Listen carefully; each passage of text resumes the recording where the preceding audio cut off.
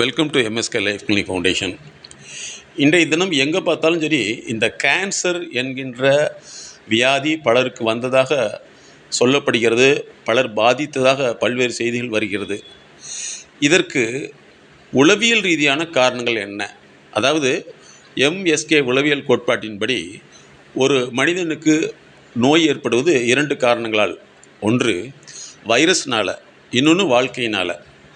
வைரஸ்னால் வரக்கூடிய வியாதிகள் என்பது அது மிக விரைவில் தெரிந்துவிடும், அதை குணப்படுத்தி கொள்ளலாம். ஆனால் வாழ்க்கையினால் வரக்கூடிய வியாதிகள் தான் உயிர்கொள்ளும் வியாதியாக மாறுகிறது. உதாரணமாக, இந்த கேன்சர் வரக்கூடிய நபர்களை நாங்கள் ஆய்வு செய்ததில், அவர்களுக்கு ஆலோசனை கொடுத்ததில், அவருடைய வாழ்க்கை முறையை பகுப்பாய்வு செய்ததில் நாங்கள் கண்டறிந்த விஷயம் என்னவென்றால் இழப்பு. இந்த இழப்பு என்பது இறப்பு சார்ந்ததாக இருக்கலாம் அல்லது பிரிவு சார்ந்ததாக இருக்கலாம். பெரும்பாலும் நெருங்கிய உறவு, அது அண்ணன் தம்பி, அக்கா தங்கை, அப்பா அம்மா, இப்படி அதே போல் தன்னுடைய குழந்தை, இது போன்ற மிக நேசிக்கக்கூடிய ஒருவருடைய பிரிவு அல்லது இழப்பு அவர்களுக்கு மிகப்பெரிய வேதனையை உண்டாக்கி கொண்டே இருக்கும். ஆனால் அவர்கள் வெளியே சொல்ல மாட்டார்கள். இந்த இழப்பு தான் அவருடைய செல்லை இறக்க வைத்து விடுகிறது அப்படிங்கிறத கண்டறிந்தோம். இன்னொன்று, எப்பொழுதும் அதீதமாக சுத்தம் பார்த்து கொண்டே இருத்தல். சின்ன சின்ன விஷயங்களாம் சுத்தம் பார்ப்பாங்க. அப்படி இருக்கக்கூடாது, இப்படி இருக்கணும், அடிக்கடி கை கழுவுவாங்க. அடுத்தவங்க அப்படி இருந்தால் அது அசிங்கமாக இருக்குது, இப்படி அசிங்கமாக இருக்குதுன்னு அறிவுறுப்படுறது. இந்த மாதிரி அதீதமாக சுத்தம் என்ற பெயரில் எல்லாத்தையும் வெறுக்கக்கூடிய உள்ளவர்களுக்கு இந்த செல் இறப்பு ஏற்பட்டு இந்த கேன்சர் வியாதி வருகிறது.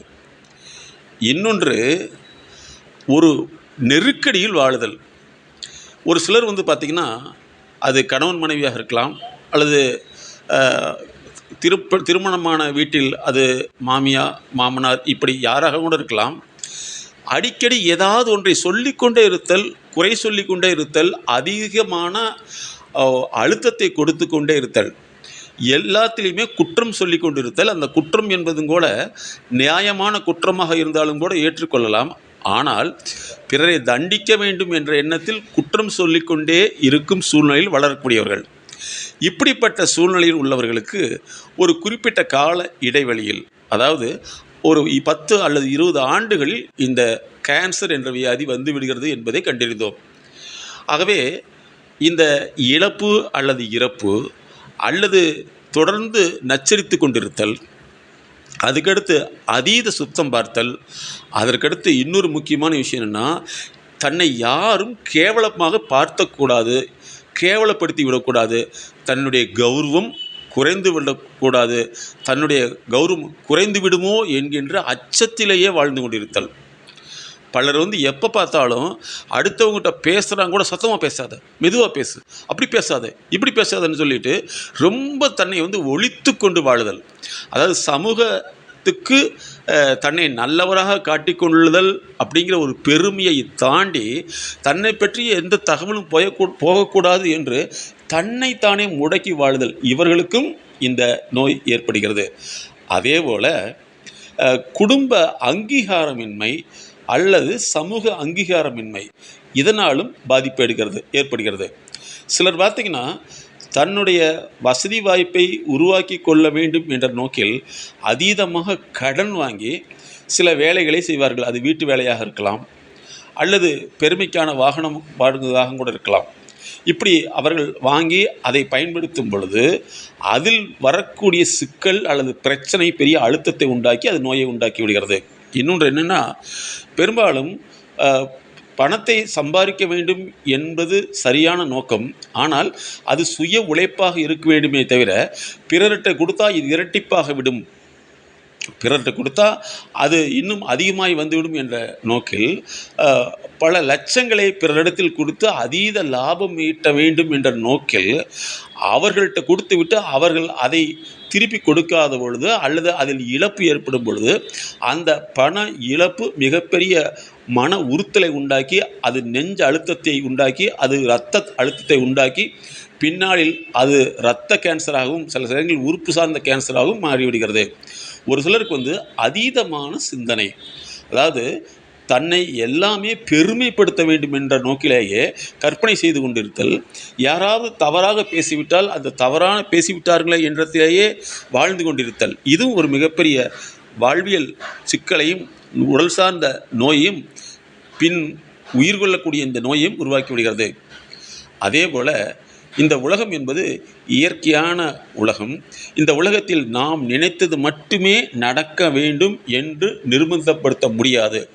அப்படி தான் நினைத்தது மட்டுமே நடக்கவில்லை என்றால் அதற்காக பிறரை கடிந்து கொள்ளுதல், அல்லது தன் மீதே தன்னை நொந்து கொள்ளுதல், தன் மீதே தான் கோபப்படுதல், இன்னும் ஒரு மடி மேலே போய் எனக்கு ஏன் இப்படி நடந்து விட்டது என்ற கடவுளையோ இயற்கையோ மற்றவர்களையோ கடிந்து கொண்டே இருத்தல், எப்பொழுதும் அடுத்தவர்கள் மீது எரிந்து விழுந்து கொண்டே இருத்தல், சூழ்நிலையை ஏற்றுக்கொள்ள விரும்பாமல், ஏற்றுக்கொள்ள தெரியாமல், ஏற்றுக்கொள்ளதை தவிர்க்கும் பழக்கம் உள்ளவர்களுக்கும் இந்த செல் இறந்து கேன்சராக மாறிவிடுகிறது. ஆகவே யாருக்கெல்லாம் இந்த உறவு சார்ந்த இழப்பு, பண இழப்பு, தாங்கள் கற்பனை செய்து வைத்த கௌரவம் இழந்து விடுமோ என்ற அச்சம், அதேபோல் பிறரால் நாம் எப்பொழுதும் கண்ணியப்படுத்தப்பட வேண்டும், எப்பொழுதும் அடுத்தவர் தப்பாக நினைக்கக்கூடாது என்கின்ற எண்ணம், அதே சமயத்தில் தான் நினைத்தது மட்டுமே, அதாவது தன்னுடைய நினைப்பு மட்டுமே பிறரால் செயல்படுத்த வேண்டும் என்ற எண்ணம், இதுதான் பல்வேறு நோய்களை உருவாக்கி இறுதியில் அந்த வாழ்வியல் அழுத்தம் மன அழுத்தமாக மாறி பின்பு உறுப்பு அழுத்தமாக மாறி அந்த உறுப்பு அழுத்தத்தின் மூலமாக செல்கள் இறந்த செல்கள் ஒன்றிணைந்து மிகப்பெரிய கேன்சரை உருவாக்கி விடுகிறது. ஆகவே இது போன்ற வாழ்வியல் இழப்புகள் இருந்தால் உடனடியாக எங்களுடைய நிறுவனத்தோடு தொடர்பு கொண்டு உங்களுடைய வாழ்வியல் பகுப்பாய்வு ஆலோசனை மற்றும் உளவியல் மருந்தில்லா மனோத்துவ சிகிச்சை எடுக்க வேண்டும் என்று உங்களுக்கு விழிப்புணர்வு செய்கிறோம். இது விளம்பரம் அல்ல, விழிப்புணர்வு. இன்னும் ஒரு சிலருக்கு துக்கம் எப்பவுமே வேதனை இருந்து கொண்டே இருக்கும். அந்த துக்கத்தில் அழுது கொண்டே இருப்பார்கள். அந்த துக்கத்தை வெளியில் சொல்ல மாட்டார்கள். பிறரிடத்தில் சிரித்து கொண்டிருப்பார்கள்.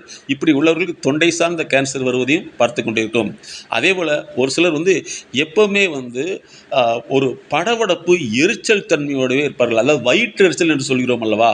ஒன்று தனக்கு கிடைக்காதது ஒன்று, இன்னொன்று தான் கிடைக்கவில்லை என்கின்ற எண்ணம், பிறரால் நாம் மதிக்கப்பட மாட்டோமோ என்ற எண்ணம் உள்ளவர்களுக்கு பல்வேறு விதமான நோய்கள் உருவாகிறது. ஆகவே இது போன்ற இழப்புகளிலிருந்து உங்களை காப்பாற்றிக் கொள்ள எங்களுடைய MSK life clinic foundation human intelligence therapy என்பதை உருவாக்கியுள்ளது. நண்பர்களே, இந்த வாழ்க்கையில் மிகப்பெரிய சொத்து எதுனா நீங்கள் சேர்த்து வைக்கக்கூடிய பணம் அல்ல, நீங்கள் பாதுகாத்து வைக்கக்கூடிய ஆரோக்கியம்தான். இந்த ஆரோக்கியம் அதாவது உங்களால் அது கிடக்கூடாது. சந்தர்ப்ப சூழ்நிலையால் அல்லது வைரஸ்னால் வந்த நோயாக இருந்தாலும் கூட குணப்படுத்தி விடலாம். ஆனால் வாழ்க்கையினால் வரக்கூடிய நோய் தான் மிகப்பெரிய இரத்த அழுத்த நோயாகவும், அது பல்வேறு விதமான